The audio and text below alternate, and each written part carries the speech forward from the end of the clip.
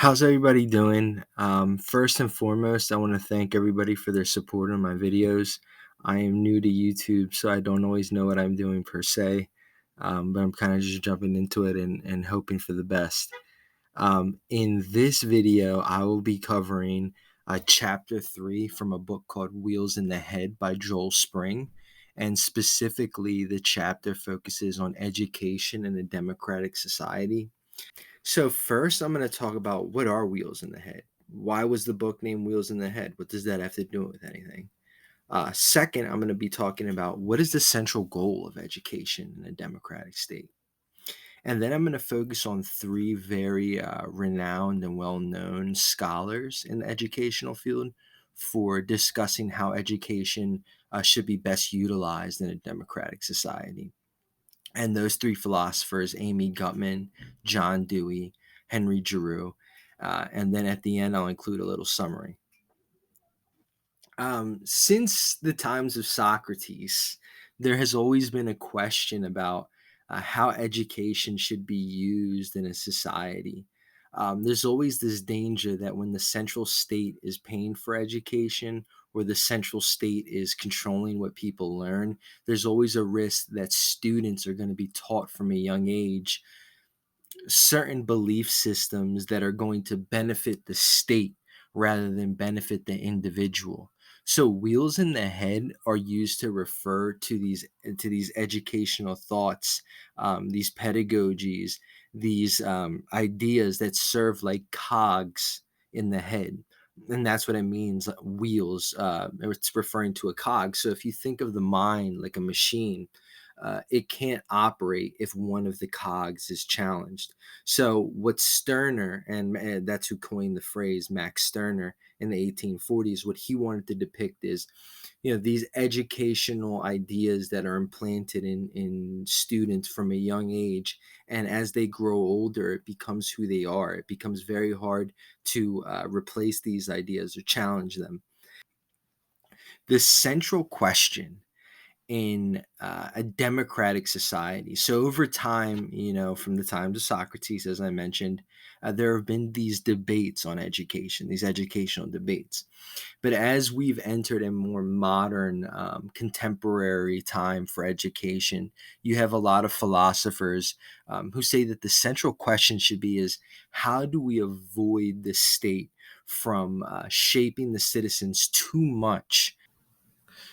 So first, I'm going to cover Amy Guttman and her ideas on non-repression and non-discrimination. Most famous for her two ideas of non-repression and non-discrimination.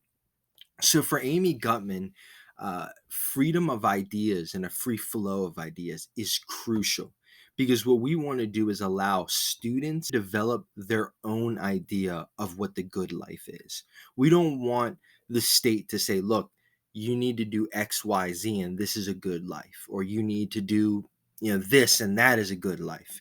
So for Amy Guttman, neutrality in our education system and not pushing one idea too strongly is the key there. It allows the student to then use what they've learned to develop their own idea of what the good life is. And Amy Guttman focuses on two main factors, which is her desire to limit the state and their influence over students in education. And second, her desire to allow families to pass on more of what they believe the good life is. And so that's Amy Guttman.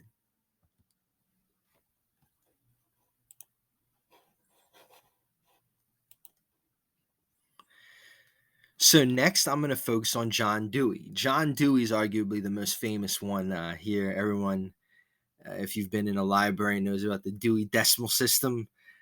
John Dewey was a philosopher, a psychologist, an educational reformer. He was almost 100 years old, so that's pretty impressive. His theme is critical thinking, through and through. Uh, but I'm going to focus a little bit more of the specifics in his ideas. So he has this little quote that I very much enjoy, which is, "The truth is already in the individual student.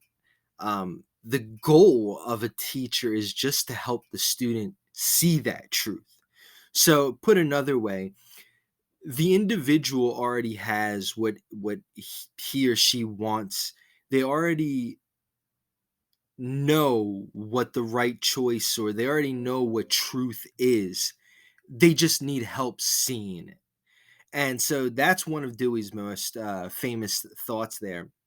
The second thing is the spirit of cooperation.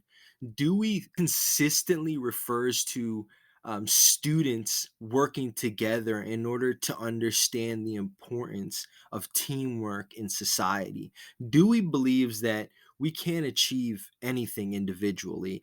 I mean, you can, but as a society, as a community, we can achieve much more. And this is evidenced by Dewey's time as a teacher. In the book, it talks about when Dewey was a teacher, he wouldn't use individual desks, but instead he replaced it with larger tables and focused on group assignments so that students could get used to working with one another to develop ideas. Because for Dewey, citizens and students are going to be the ones that shape moral values going forward. They're going to be the ones who are going to be the critical thinking electorate of this nation. So, to prepare them for that, they need to be exposed to critical thinking. Um, so that's John Dewey there. Third, I'm going to focus on Henry Giroux. Henry Giroux is also a teacher and educator. His most famous ideology is critical pedagogy. Similar to Guttman and Dewey, a recurrent theme is critical thinking and not allowing um, an authority figure and not allowing the central power system to instill certain ideas. Henry Giroux, like Guttman and Dewey, wants free flow of ideas. So, critical pedagogy.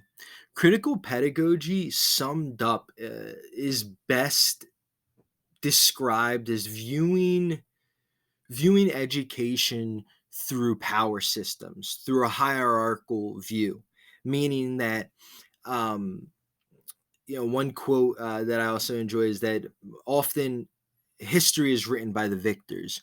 So for Giroux, when we're learning and experiencing education, we need to remember that much of it has been put on oppressed individuals, or and in the two terms he uses is dominant versus culturally disadvantaged. And for that, he means that whoever's the most powerful is going to use the language that they use. The most powerful people in a society are going to instill the thoughts that they believe. And so these disadvantaged groups from the beginning have to learn how to navigate using the language of the more dominant culture, the more dominant society. And so that really is critical pedagogy. And also Giroux focuses on how language also shapes our interpretations and experiences. An example that I like is that um, the Hopi, the Indian tribe, they don't have terms like should or could, because for them it's either you did something or you did not do something. It's either done or it's not done. And it shows their language shows how they view society, how they view actions and interactions between humans. Either a human actually does something or he does not. There's no I will or I should or I could have. So on that basis, critical pedagogy also uses language to express how it shapes societal views and experiences. On Giroux are that he believes that teachers should have more autonomy in the classroom. So he's a big proponent for giving power back to the teachers in the classroom, because for Giroux, the increased standardization in the education system has led to school districts, school boards, states, government saying to the teachers, this is what the student needs to learn in order to pass an exam. And so the teachers are kind of stripped of their authority to teach the students in a way that they find fit, and instead have to teach in accordance to what the state says. And so this has created a phenomenon that Giroux says in his direct quote, that teachers have been reduced to the role of information technicians, where they're just relaying and regurgitating the information that the state has told them the student has to learn. And so that's important. So he's a big proponent for giving autonomy back to teachers in the classroom. In the same breath, Giroux also would not want the teacher to overuse this autonomy by being too biased in the way that she or he approaches a situation in the classroom. So that's Henry Giroux.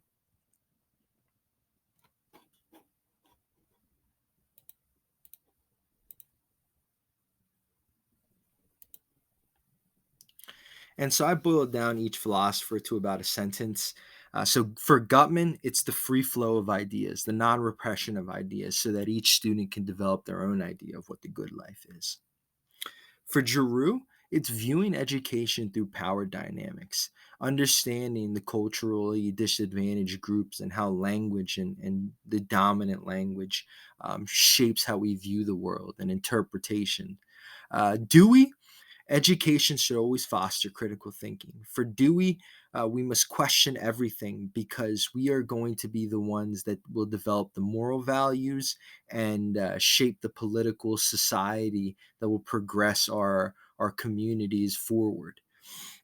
And the central issue that Joel Spring consistently raises throughout his book is who's the right person to decide what is taught.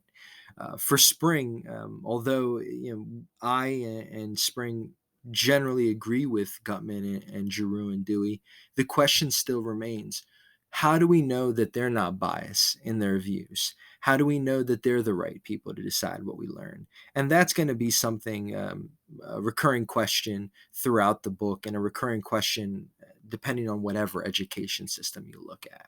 And that's why I really enjoyed the book. Now, I wanted to thank everybody for their support on my videos and for tuning in.